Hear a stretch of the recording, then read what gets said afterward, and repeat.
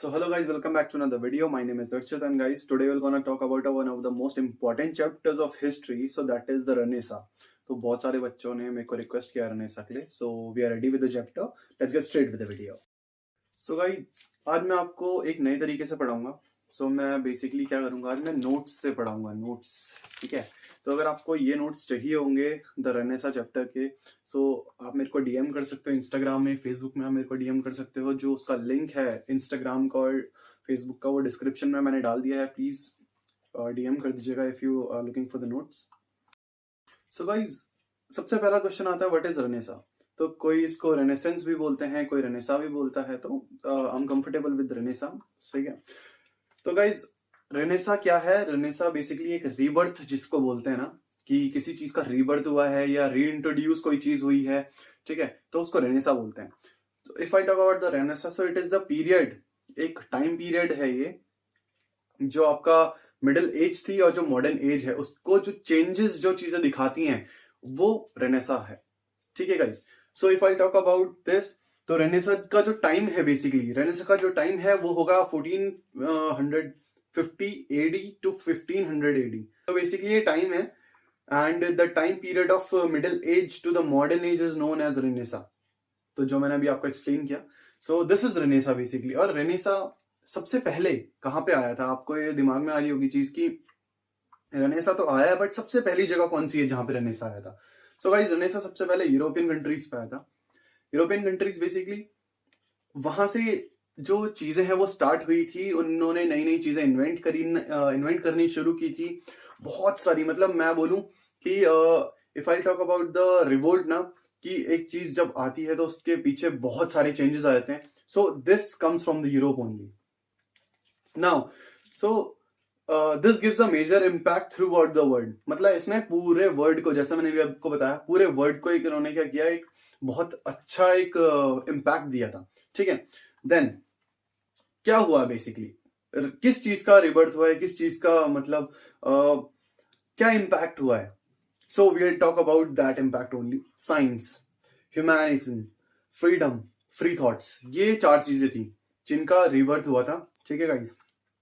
Basically क्या है, जो पुराना जो मिडिल एज था ना, मिडिल एज में चीजें क्या होती थी गाइस, कि मैं आपको बताता हूं. उसमें जो लोग थे वो किसमें, वो रिचुअल्स में मानते थे, ठीक है.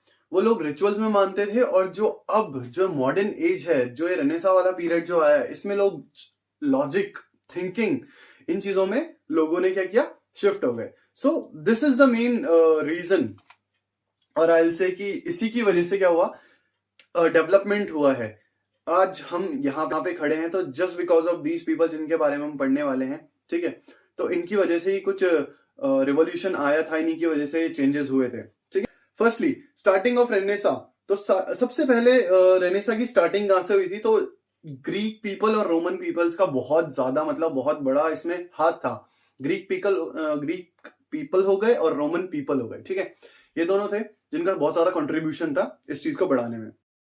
सो गाइज, अब हम बात करने वाले हैं उनकी कॉजेज के बारे में, कि मतलब क्या क्या कॉजेज हुए हैं उन चीजों की वजह से. मतलब क्या क्या चीजें सुधरी हैं, क्या क्या चीजें नई इंट्रोड्यूस की गई थी उस समय, ठीक है. किन किन चीजों की वजह से मतलब एक बदलाव आया है, हम ये पढ़ेंगे अब. सो गाइज, कॉजेज में अगर मैं बात करूं, तो द कैप्चर ऑफ कंस्टेंटिनोपल, बहुत मतलब इसका थोड़ा प्रोनाउंसिएशन यूनिक सा है, ठीक है. So by the Turkish. So basically Ottoman Empire ने क्या किया कि उस समय जो प्लेस थी कंस्टेंटिनोपल, इसको बेसिकली हम इस्तांबुल भी बोलते हैं आज के टाइम पे, ठीक है. तो उस टाइम पे इसको कंस्टेंटिनोपल बोलते थे.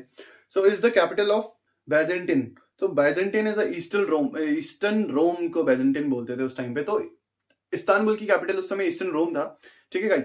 And apart from this, the start studying their culture. उन्होंने क्या किया कि वो अपना कल्चर पढ़ने लग गए थे. कब? जब उनके ऊपर अटैक किया गया, उनको कैप्चर, उनका आधा एरिया कैप्चर कर लिया गया था. किसने? टर्किश ने. ऑटोमन एम्पायर ने जब उनका एरिया कैप्चर कर लिया था गाइस, उसके बाद उन्होंने क्या करा कि जो उनका कल्चर था उसको उन्होंने पढ़ना स्टार्ट किया, ठीक है ना. ग्रीस और रोमन ने, द ग्रीस स्कॉलर्स, वहां पे बहुत सारे स्कॉलर्स आए थे. और क्या बोलते हैं, उन्होंने क्या किया, उन्होंने स्कूल्स खुलवाए. उन्होंने क्या किया कि उनके जो बेसिकली उनका जो कल्चर था उनको उन्होंने पढ़ाना स्टार्ट किया. And it is just because so they can start thinking freely. ये सब क्यों था? क्योंकि ना उस टाइम तक रिलीजियस, बेसिकली क्या होता था कि रिलीजियस स्टार्ट था, मतलब जैसे कि मैंने आपको बताया, जो मिडिल एज थी वो रिलीजियस चीजों में विश्वास रखती थी। बट अब क्या था कि दे वांट अ रिवॉल्यूशन, उनको एक मतलब बेटर थिंकर चाहिए थे, उनको नया मॉडर्न पीरियड लाना था। तो इस वजह से उन्होंने उनका कल्चर स्टार्ट किया। उनके कल्चर के पीछे जो लॉजिक उन्होंने उनको बताना स्टार्ट किया कि भाई आपके कल्चर के पीछे ये लॉजिक है। Then second point, decline of feudalism. ठीक है गाइस, तो ये बहुत इंपॉर्टेंट टॉपिक था। जैसे कि आपको पता ही है, जो पहले के जो लैंडलॉर्ड्स होते थे वो क्या करते थे, जो उनके बेसिकली जो उनके नीचे जो प्लीजेंट काम करते, जो फार्मर्स काम करते थे, वो उन लोगों को बहुत दबाते थे। तो मतलब उनको क्या करते थे, उनको वो ना बहुत मतलब उनसे बहुत रूडली बात करते थे, उनसे काफी मतलब बदतमीजी से बात करते थे, आप ये बोल सकते हैं। अपार्ट फ्रॉम दिस वो क्या करते थे कि उनसे मतलब पैसा बहुत ज्यादा लेते थे, उनकी इज्जत नहीं करते थे, दे डोंट रिस्पेक्ट देम। ठीक है, तो क्या हुआ, तो जैसे कि इसमें लिखा हुआ है कि वो उनको क्या करते थे, बहुत एक्सप्लॉइट करते थे फॉर नो रीजंस, कोई भी रीजन नहीं है। ठीक है, तो उनके पास क्या था उस समय, no freedom, no equality of rights under this system. तो जो ये सिस्टम था उस टाइम पे, उनके पास कोई इक्वालिटी ऑफ राइट्स नहीं थे उस टाइम पे। मतलब दे डोंट थिंक कि हम, मतलब बेसिकली क्या था, सारे ह्यूमंस ही थे। ठीक है, so there should be a equality between them, but नहीं था। ठीक है, नो फ्रीडम, उनको कोई फ्रीडम नहीं थी, उनको मतलब वो फ्रीली थिंक नहीं कर सकते थे किसी भी चीज के, उस मतलब किसी भी चीज को लेके वो फ्रीली थिंक नहीं कर सकते थे। Next, in 13th and 14th century the peasants develop the habit of free thinking. तो क्या हुआ कि जब ये चीजें बहुत ज्यादा बढ़ने लग गई ना, तो दे अंडरस्टूड दिस कि मतलब ऑल ओवर यूरोप में रिवोल्ट चल रहा है, सब कुछ चेंजेस आ रहे हैं, तो व्हाई शुड नॉट बी। तो इन्होंने क्या किया, इन्होंने स्टार्ट किया। देन व्हाट हैपन कि 13 to 14 सेंचुरी में इन्होंने क्या किया, इन्होंने अपने आप को मतलब फ्रीली थिंकर बना दिया। मतलब ये भी सोच सकते थे, ऐसा कुछ सोच सकते थे इन द सेंस कि अपना अच्छा भला सोच सकते थे। ये new trade route between Europe and the, basically उसके बाद क्या हुआ कि जो नए ट्रेड रूट थे ना, क्योंकि टर्किश जो अंपायर था, जो ऑटोमन एम्पायर था, उसने क्या किया, आधे रोम को तो कैप्चर कर ही लिया था। नेक्स्ट, उसके बाद क्या आता है कि यहाँ पे ना इनके पास फिर मतलब सामान एक्सपोर्ट इंपोर्ट करने के लिए कोई इनके पास जगह नहीं बची थी, क्योंकि इनके पास ऑब्वियसली बात है, इनको सामान एक्सपोर्ट करना था, इंपोर्ट करना था, चीजें नहीं लेके आनी थी, क्योंकि because they are in developing phase, right. तो अगर आप डेवलप हो रहे हैं तो ऑब्वियसली बात है, आपको इधर उधर कहीं जाना पड़ेगा, कुछ ना कुछ सीखना पड़ेगा, नई चीजें, राइट। सो हुआ क्या, ये वो टाइम था जब इन्होंने नए नए रूट्स ढूंढने शुरू किए। तो इन्हीं रूट्स में से Turkish invasion because a path for new trade routes as in the studies as well. So basically हुआ क्या कि टर्किश ने, जैसे मैंने आपको बताया, वो इन्वेट करना शुरू कर दिया था उन्होंने। जैसे इनकी शिप्स कहीं जाती थी तो they used to capture that thing. So therefore new routes were found, नए रूट्स उन्होंने ढूंढने शुरू कर दिए, नए रूट्स ढूंढने शुरू कर दिए। तो उसी बीच में इंडिया भी उनको मिल गया, अमेरिका भी उनको मिल गया। ठीक है, तो जैसे मान लीजिए कि ये एक एरिया है टर्किश एम्पायर का, वहां से क्या हुआ कि जस्ट थिंक अबाउट इट कि यहाँ पे तुम्हारा ये यूरोप हो गया। ठीक है, यहाँ पे एक एरिया है, ये जो एरिया है ये बेसिकली टर्किश ने अपने पास ले लिया है, और यहाँ पे इतना एरिया इनके पास बचा हुआ है, राइट। तो इतने एरिया में से इन्होंने जगह जगह से रूट बनाने शुरू कर दिए कि हाँ हम यहाँ से यहाँ इस प्लेस में जाएंगे। तो इसी में से क्या हुआ था, इन्होंने इंडिया और ईस्टर्न रूट्स जो थे वो फाउंड कर लिए थे, इंडिया से और ईस्टर्न रूट्स इन्होंने फाउंड कर लिए थे। सो बेसिकली इंडिया किसने फाउंड किया था, वास्को डी गामा। ये क्वेश्चन आपसे पूछा जा सकता है, आपके एज अ एमसीक्यू में ये क्वेश्चन पूछ सकते हैं कि who is the first person to visit India from the Renaissance period. So he is the Vasco da Gama. ठीक है, वास्को द गामा। तो वो सबसे पहले कहां पहुंचे थे, वो सबसे पहले केरला पहुंचे थे, और केरला में उन्होंने बेसिकली वो रूट ढूंढ रहे थे कि हम कौन कौन से नए नए रूट्स बना सकते हैं। तो they used to visit Kerala on the time, right. So went to the capture for the good hope and reached Kerala coastal town of Calicut, जगह का नाम था बेसिकली कैलिकट। वो 1498 में पहुंच गए थे। कैलिकट एक प्लेस है, ठीक है, कोस्टल एरियाज में आती है, केरला के बेसिकली। तो वहां पे ये पहुंच गए थे। Next, so guys now the fourth point is humanism, spirit of acquiring. So guys अब क्या होने लगा कि बेसिकली अब लोगों को ना, अगर मैं बोलूं ना कि आपको डेवलप करना है अपने आप को, तो आप क्या करेंगे, सबसे पहला काम आप क्या करेंगे, आप सोचेंगे कि आप पहले क्या कर रहे थे और आप अभी क्या कर रहे हैं। डेवलपमेंट का सबसे बड़ा फेज क्या होता है कि you have to change yourself, you have to think about it, right. Whenever you start thinking ना, ऑन दैट टाइम मतलब आप लोग डेवलपिंग फेज पे आ चुके हैं। सो यही हुआ ह्यूमनिज्म में। बेसिकली हुआ क्या कि this shows that people are now very well aware and start thinking. जैसे कि मैंने आपको बोला कि वो लोग अब क्या करने लग गए थे, वो सोचने लग गए थे, ठीक है। वो अब सोच के काम करने लग गए थे, ना कि किसी ऑर्डर्स, मतलब भेड़ चाल होती है ना कि हाँ उसने ये किया तो मैं भी वही करूंगा, नहीं। They start thinking, they know about the logics now. पहले क्या था, भेड़ चाल चलती थी, अब क्या है, वो हर एक चीज के पीछे लॉजिक ढूंढते हैं, हर एक चीज के पीछे वो लॉजिक पूछते हैं। जैसे हाँ, बहुत बार ऐसा होता है कि एक मिथ है, ये बोलते हैं कि जहां से काली बिल्ली सड़क काट देती है तो वहां से जाते नहीं है। मिथिक मिथ है बेसिकली। कहां से आया है मिथ, किसने स्टार्ट किया है, और क्या बोलते हैं इसका लॉजिक क्या है इसके पीछे। अगर मैं मैथिकल चीज की बात करूं तो बोलते हैं कि अपशगुन होता है, right. But if I talk about the logic, logic क्या है, जो पहले के लोग होते थे ना, वो बुलक्स, उनके पास बुलक्स रहते थे। तो क्या होता था कि रात में बेसिकली जो जंगली जानवर होते थे, जो वाइल्ड एनिमल्स होते थे ना, उनकी जो आईज होती थी वो शाइन करती थी। And they use to cross, if they use to cross the line ना, they use to cross the road, तो जो बुलक्स होते थे ना वो डर जाते थे, तो इसलिए वो क्रॉस नहीं करते थे उस जगह को। देन सेम हैपेंस, उस समय भी यही होता था। अगर बिल्ली की भी आंख रात में चमकती है, अगर वो क्रॉस करती है तो ऑब्वियस सी बात है वो वहां से नहीं जाते थे फिर। तो ये रीजन था। बट उस रीजन को अगर thinkers they start thinking, that's why कि वो यहाँ इस लॉजिक में पहुंचे, ठीक है। इफ आई टॉक अबाउट कि रीजनल अगर मिथिकल चले तो मिथिकल में वो है, और अगर हम नॉर्मल चले तो नॉर्मल में, लॉजिकल में ये है। तो same people use to think about it. उनके जो लॉजिकल ब्रेन्स थे ना वो अब एक्टिव होने शुरू हो गए थे। नाउ व्हाट हैपेंड नेक्स्ट कि हाँ, दे नो अबाउट, जैसे कि मैंने आपको बताया मिडिल एज पीरियड जो था वो बिलोंग करता था रिलीजन को लेके, और जो मॉडर्न एज पीरियड है वो बिलोंग करता है लॉजिक्स को लेके, ठीक है। Man with advance ideas.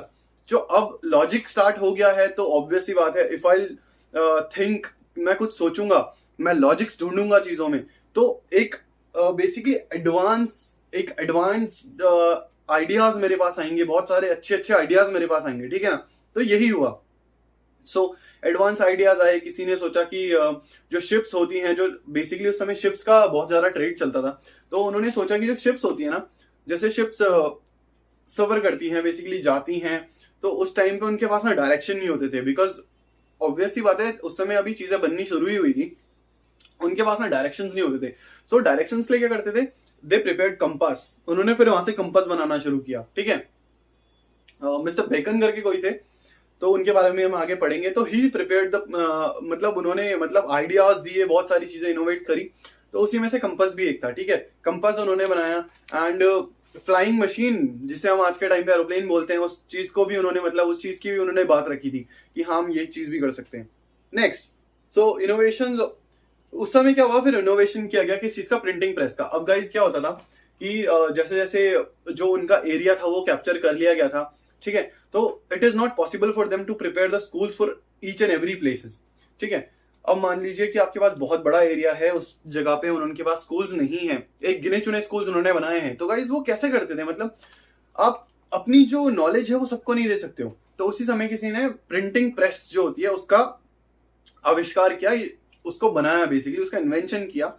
उसके बाद क्या हुआ कि जब उसका इन्वेंशन किया गया तो लोगों ने फटाफट जो मतलब बुक्स थी, जो बाइबल्स थी, और उनकी जो बुक्स थी, और अलग अलग जो बुक्स थी बेसिकली उनकी, उन्होंने वो प्रिंट करनी शुरू करी, और they used to distribute it among the peoples. उन्होंने उसको क्या, बेचना शुरू कर दिया पीपल्स को। तो उससे हुआ क्या, बेसिकली जो लोगों की नॉलेज थी ना, लोगों की नॉलेज बढ़ना स्टार्ट हो गई। जब नॉलेज बढ़ेगी तो ऑब्वियसली बात है, they will think, the logic create a place, ठीक है। लॉजिक जो है अपनी एक प्लेस क्रिएट करेगा वहां पे। Now it helps to produce books in the large number. Obviously जो मैंने आपको भी बताया कि जो बुक्स है उनको लार्ज नंबर में उन्होंने बनाना स्टार्ट कर दिया था, ठीक है। और रिलीजियस बुक्स, न्यू जो उनकी रिलीजियस जो बुक्स थी ना, उन्होंने सारी बुक्स को, और जितनी भी रिलीजियस बुक्स थी बेसिकली उस टाइम पे, उन्होंने उसको क्या करना, प्रिंट करना स्टार्ट कर दिया, और उसको पूरे यूरोप में क्या क्या बांट दिया। जैसे मैंने भी आपको बताया, this help people to get aware from all the religion and be a good thinker. Obviously जब उनको हर एक रिलीजन के बारे में पता चलेगा, उनको पता चलेगा कि हाँ हमारे अलावा भी और रिलीजन भी हैं इस दुनिया में, तो ऑब्वियसली बात है उनके दिमाग में थिंकिंग आएगी। अब मैं आपसे पूछता हूँ कि आपको क्या लगता है कि गॉड, क्रिश्चियन गॉड्स को मानते हैं, हम हिंदू भगवान को मानते हैं, मुस्लिम्स अल्लाह को मानते हैं, ठीक है। और ऐसी बहुत सारे ज्यूज हैं तो इन सबका अलग अलग अलग अलग गॉड है। अगर मैं आपको बोलूं कि आप बाइबल मत पढ़िए, आप ये मत पढ़िए, आप रामायण मत पढ़िए, महाभारत मत पढ़िए, तो क्या आप बता सकते हैं कि मतलब कहां से आए, धरती की शुरुआत कहां से हुई? नहीं बता पाएंगे। तो जब आप पढ़ेंगे आपको पता चलेगा कि कहां से क्या स्टार्ट हुआ है, कहां से क्या। देखिए, मैं किसी भी रिलीजन को या ऐसा कुछ नहीं बोलना चाह रहा हूँ, I am just explaining the things, मैं एक एग्जांपल दे रहा हूँ, ठीक है। तो मैं वही बोलना चाह रहा हूँ कि आपको पता कैसे चलेगा कि सबसे पहले कौन आया, किसने स्टार्ट करी, क्या हुआ था, कैसे हुआ था। सी, तो ऐसे करके चीजें स्टार्ट होती हैं। सो गाइज, ये जो मैंने भी आपको पढ़ाया ना, ये सारे क्या थे, ये कॉजेज थे कि मतलब थिंकिंग स्टार्ट करी थी तो क्या क्या हुआ था, ठीक है। Now will talk about the literature. Obvious सी बात है, जब इतनी सारी चीजें नई नई स्टार्ट हुई हैं तो कुछ ना कुछ लिटरेचर पे भी तो इम्पैक्ट पड़ा होगा ना। Now if I talk about the people, तो क्या क्या हुआ। जो बेकन, मैंने आपको नाम बताया था ना, फ्रांसिस बेकन उनका नाम था basically. He is a great English scholar, बहुत अच्छे इंग्लिश स्कॉलर थे, काफी पढ़े लिखे थे, ठीक है। हिज ऐसे कंटेंट मच ऑफ विजडम, तो बेसिकली उनका जो ऐसे कंटेंट था ना वो बहुत अच्छा था। वो मतलब आप ये बोल सकते हैं कि बहुत ज्यादा उनका इम्प्रूव था ऐसे content. Next if I talk about, तो मैकवेली करके एक नाम है, ठीक है। ये पॉलिटिकल राइटर थे उस टाइम पे। इन्होंने क्या किया, इन्होंने बहुत ज्यादा पॉलिटिक्स के बारे में उस समय लिखा था। He is known as the father of modern political philosophy. तो ये इनको क्या बोलते हैं, father of modern modern political philosophy, right. So Machiavelli इनका नाम है, ठीक है। मैकवेली पूछा जा सकता है एमसीक्यूज में, प्लीज नोट डाउन, ठीक है। ही सजेस्टेड कि बेसिकली यही वो फर्स्ट पर्सन थे जिन्होंने बहुत एक अच्छी बात बोली थी कि रिलीजन और जो बेसिकली घटनाएं होती हैं, पॉलिटिकल चीजें होती हैं, उनको आपस में मिक्स नहीं करना चाहिए। ये अच्छी बात नहीं होती है। जैसे कि आज के टाइम पे आपने देखा होगा हिंदू मुस्लिम का बहुत ज्यादा चल रहा है, ठीक है, बहुत ज्यादा चल रहा है यार। We all are humans, we have to love each other. हमें एक दूसरे के साथ रहना चाहिए, हमें एक दूसरे के साथ बढ़ना चाहिए। सो बेसिकली यही उन्होंने चीज बोली थी। बट ऑब्वियसली बात है, कोई रिलीजन इन्होंने मेंशन नहीं किया था, बट ही सेड कि जो पॉलिटिकल एंड जो रिलीजन चीजें हैं, हमें उन दोनों को ना मतलब एक साथ कंबाइन नहीं करना चाहिए पॉलिटिक्स में।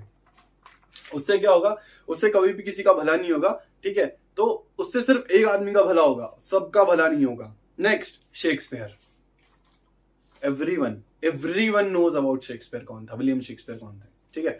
सो स्टिल मैं बता देता हूँ, विलियम शेक्सपियर बेसिकली उन्होंने वो पोएट थे। उन्होंने बहुत ज्यादा मतलब क्या लिखी थी, बुक्स लिखी थी उन्होंने, ठीक है। जैसे मर्चेंट ऑफ वेनिस है उनका, और हैमलेट है उनका, और ऐसे ही उनकी दो चार बुक्स और थी, जैसे मच अडू अबाउट नथिंग है। ये सारी उनके बुक्स थी। वो ड्रामास भी लिखते थे। वो उन्होंने आई थिंक 38 पोएम्स कुछ उन्होंने लिखी थी शायद, हाँ उन्होंने, सॉरी 38 प्लेज उन्होंने लिखे थे, 38 प्लेज उन्होंने लिखे थे, ठीक है। और मैनी ऑफ द पोएम्स, मतलब बहुत सारी उन्होंने पोएम्स लिखी थी। The famous English poet and dramatic of 16th century, 16th century का उनको क्या बोला जाता है, पोएट। और so next, Martin Luther. So Martin Luther, he is a person जिन्होंने क्या किया था, बाइबल को उन्होंने जर्मन में ट्रांसलेट किया था। सो ये भी आपसे पूछा जाता है, who translate the Bible in German language. So Martin Luther is the answer, right. Montague. So Montague और Montagues, he is a person, the first modern man, इनको बोलते हैं द फर्स्ट मॉडर्न मैन।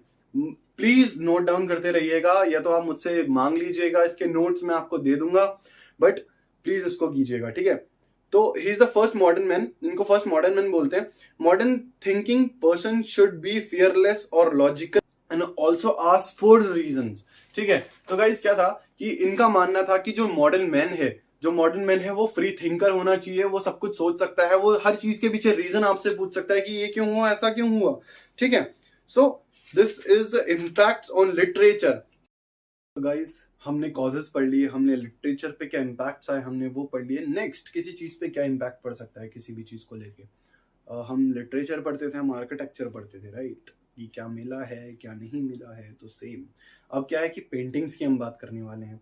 जो बेसिकली पेंटिंग्स थी, उसमें क्या क्या चीजें हमें मिली थी और क्या क्या चीजें हमें नहीं मिली थी। सो गाइस, उनके यहाँ जो पेंटिंग्स होती थी ना, उनके यहाँ बहुत मतलब मल्टी टैलेंटेड जिसे बोलते हैं ना, वैसे लोग होते थे। सबसे पहला जो मैं नाम लूंगा ना, आपने इसका नाम भी सुना हुआ होगा, मतलब he is one of the finest painter in the world.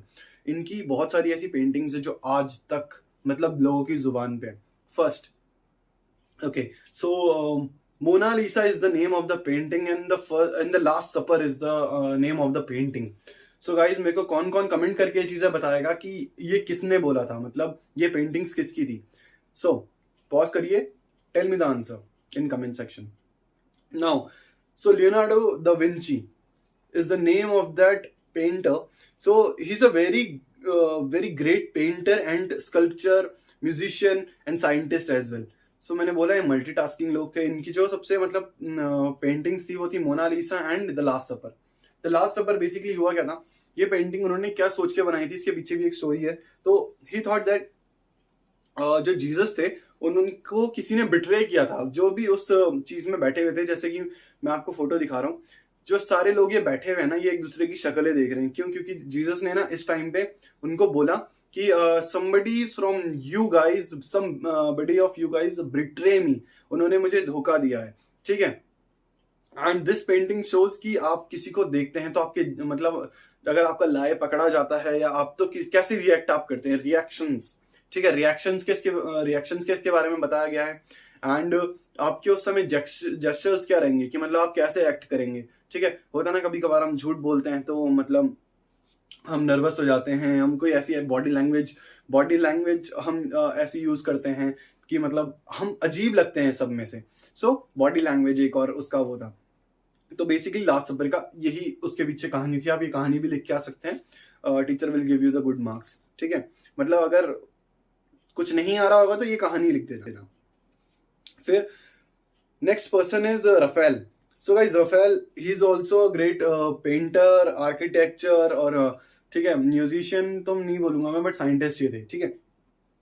His paintings are based on Greco Roman style. तो ग्रीको रोमन स्टाइल बेसिकली क्या होती है, बेसिकली ग्रीक गॉड्स होते हैं, स्ट्रॉन्ग ग्रीक इन्फ्लुएंस में आके ये अपनी पेंटिंग्स बनाया करते थे। So that is Greco Roman style, ठीक है। नेक्स्ट जो ये बंदा है ना, this person Michelangelo, he is I will say the finest architecture और अ फाइनेस्ट पेंटर, ठीक है। और स्कल्पचर बहुत अच्छा करते थे, मतलब he is master in this things.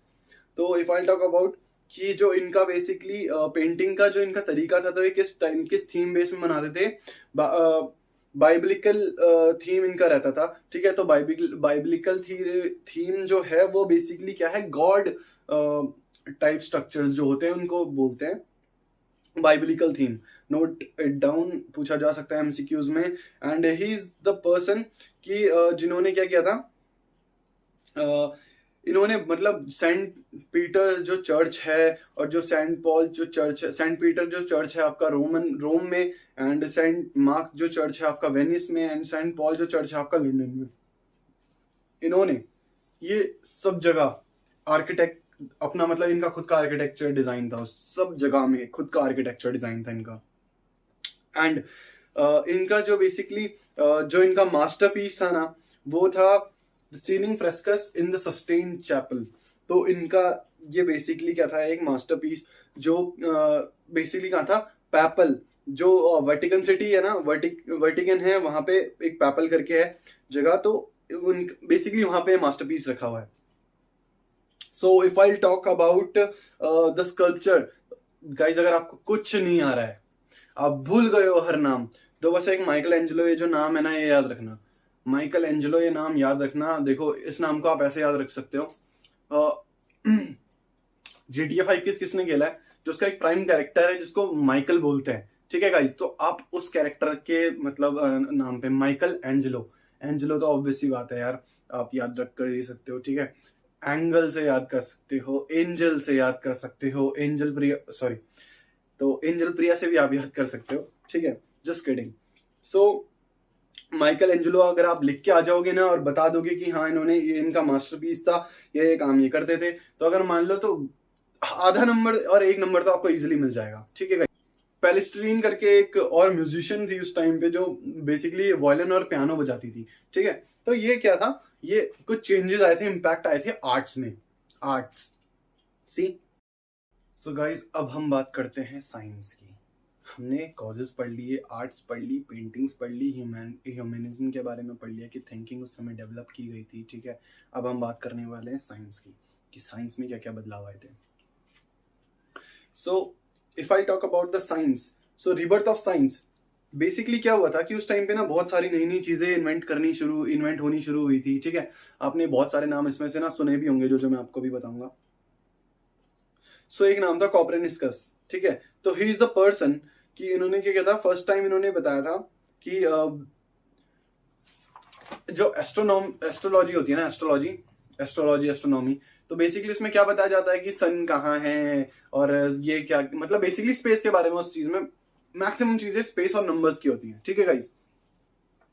तो हुआ क्या था कि जो ये पर्सन थे ना, इन्होंने क्या किया था कि इन्होंने बताया था कि जो उस समय बोला जाता था कि जो सन है वो अर्थ के अराउंड रिवोल्यूशन देता है, ठीक है। एंड ऐसे बहुत सारे मिथ्स और भी थे कि मतलब सन और सारे जो स्टार्स हैं वो भी क्या है, अर्थ के अराउंड में घूमते हैं। बट इस थ्योरी को किसने सही किया था, कॉपरनिकस ने, ठीक है गाइस। तो इस जो चीज थी, इसको कॉपरनिकस ने क्या किया, इस चीज को सही बताया कि नहीं, जो क्या है, अर्थ है वो सन के अराउंड घूमता है, जो अदर स्टार्स हैं वो सन के अराउंड घूमता है, सन इज द सेंटर की पॉइंट, ठीक है। और इन्होंने बताया था रोटेशन के बारे में और रिवोल्यूशन के बारे में।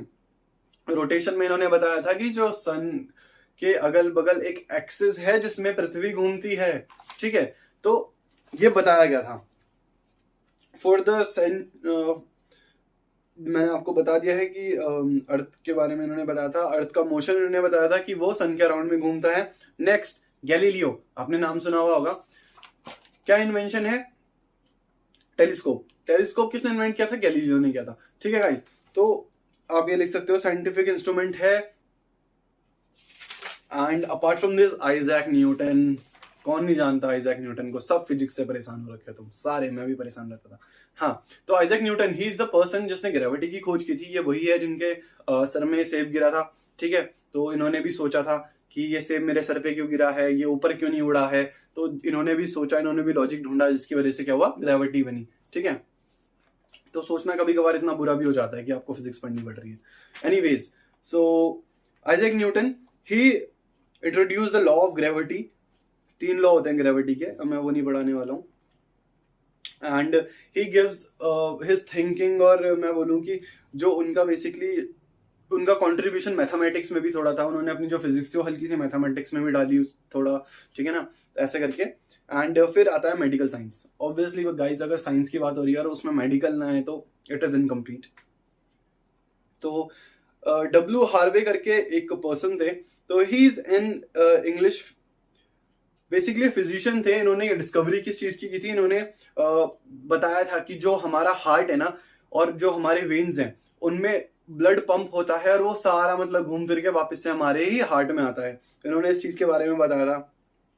एंड बॉडी पार्ट्स के बारे में इन्होंने बताया था, ठीक है ना। और वेस्लिव्स करके एक और पर्सन थे जिन्होंने क्या बताया था कि he wrote the structure of the body. उन्होंने बॉडी के स्ट्रक्चर के बारे में बताया था कि क्या होता है क्या नहीं होता। हेलमोंट करके एक और पर्सन था, उसने क्या किया था कि उन्होंने CO2 के बारे में बताया था, कार्बन डाइऑक्साइड, जो केमिस्ट्री में हम पढ़ते हैं CO2, उसके बारे में इन्होंने बताया था।